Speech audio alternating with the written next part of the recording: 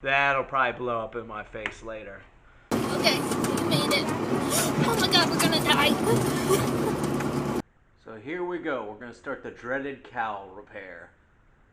As you can see, I gotta get all the paint off. The windshield's already off already, but now I got all this gunk in here that I gotta get out in this pinch weld. I'm gonna use the wire wheel instead of sanding it, because the sanding discs get all gunked up and the flap discs, and I don't want to take all the paint off. The pinch welds, it's a pinch, it should leave the paint where I need to drill out, so at least I'll know where all the pinch welds are. So we'll see how it works. Got to be really careful when I get to drilling them out.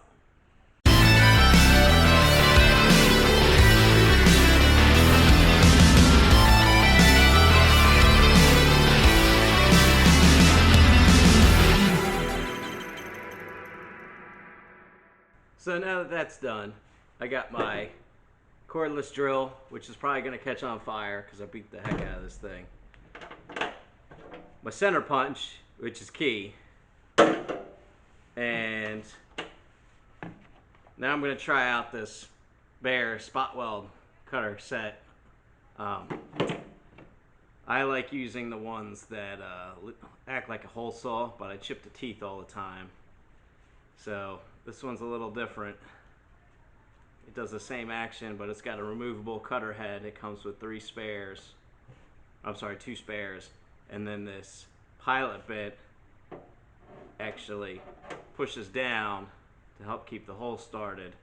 But when you push it down all the way, the pilot bit is actually within the cutter. So I guess this is more like the one that just cuts it out entirely. So we'll see how this goes. Supposedly this is gonna last for like 300 or 400 spot welds. But I've heard that before.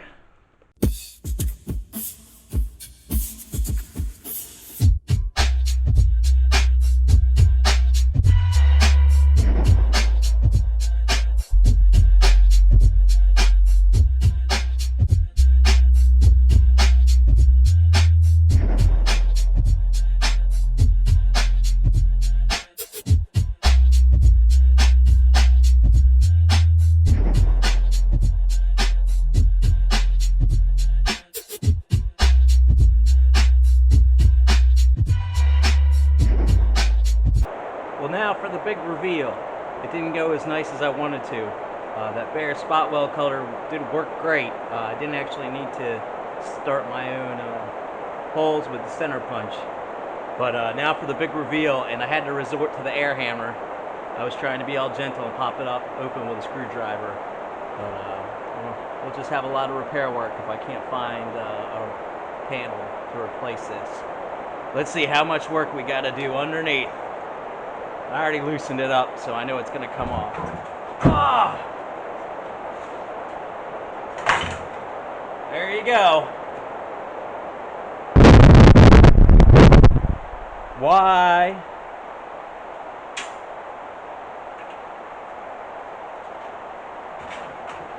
These things rust out. Oh, look, somebody did a great job. Yep, half-ass repair, because this is too much work. Oh, well, no wonder my heater box doesn't work.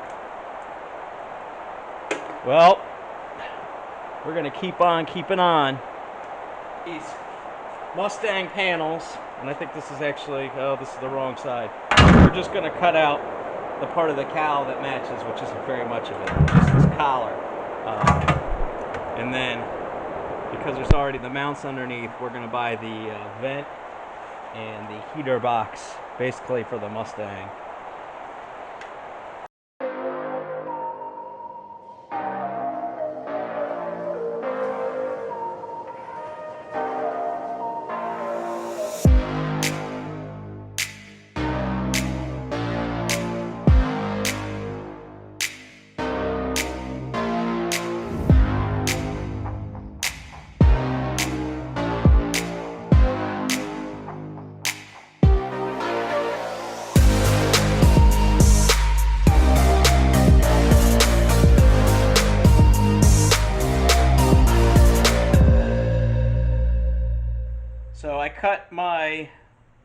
Mustang 65 Mustang replacement cowl patch panels, lower cowl patch panels up, and yeah, spent a lot of money to just use this.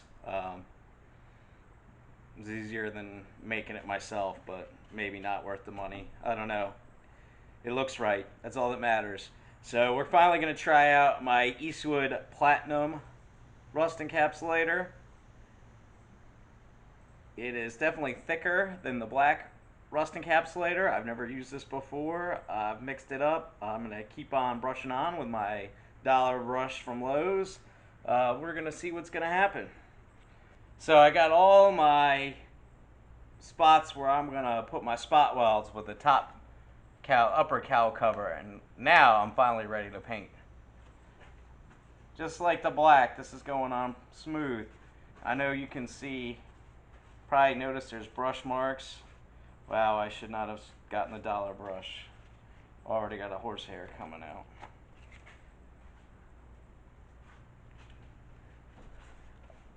Even though you can see the streaks from the paintbrush, the black dried really flat. Remember, nobody's gonna see this. That's why I haven't cleaned up the welds. Also, I didn't want to spend as much time as I probably should. And I already knocked down, you'll see, I knocked down all the rust on the parts that didn't get repaired. This stuff just needs to go in all the nooks and crannies. And we'll cover everything up with seam sealer before we put the upper cowl cover on.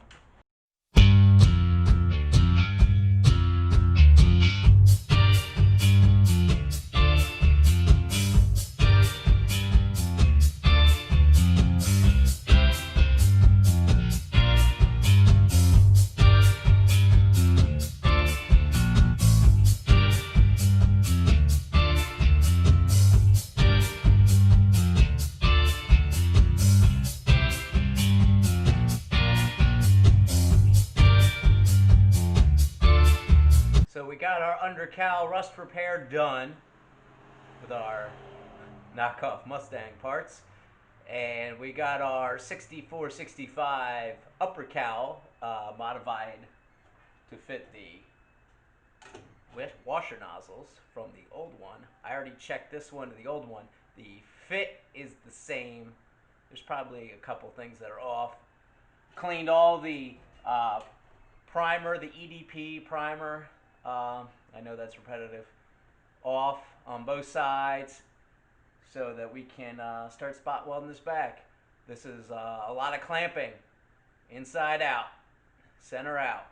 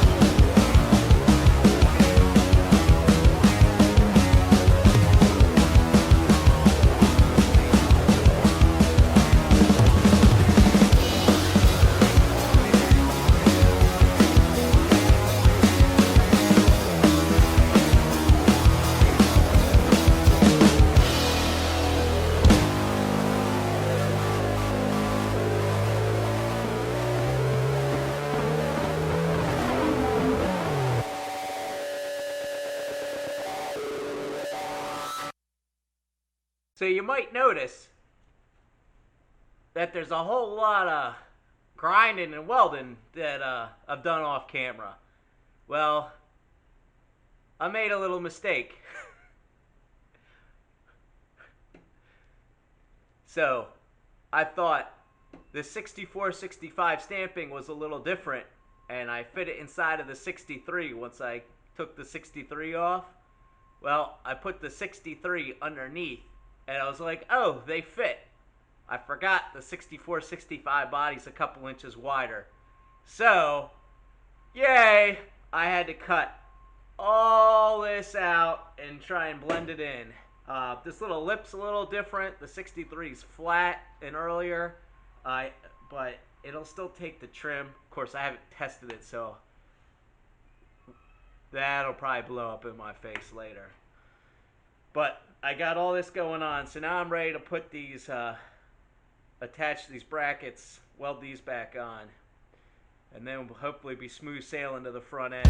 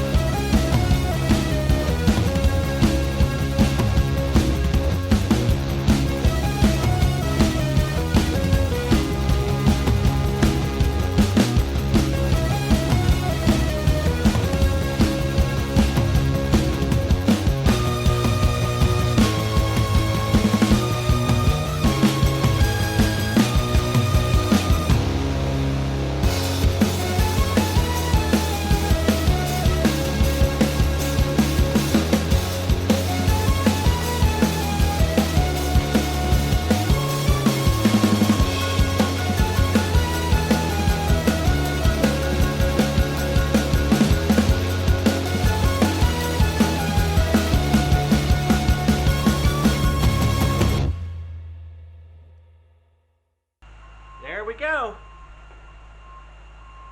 It's in. Now I do the other side. So there we go. We've got our cowl. Everything's back attached, ground as nicely as I'm willing to take it. So next time, we'll move on to the core support and the underpinnings for that. And then we'll be taking the engine out.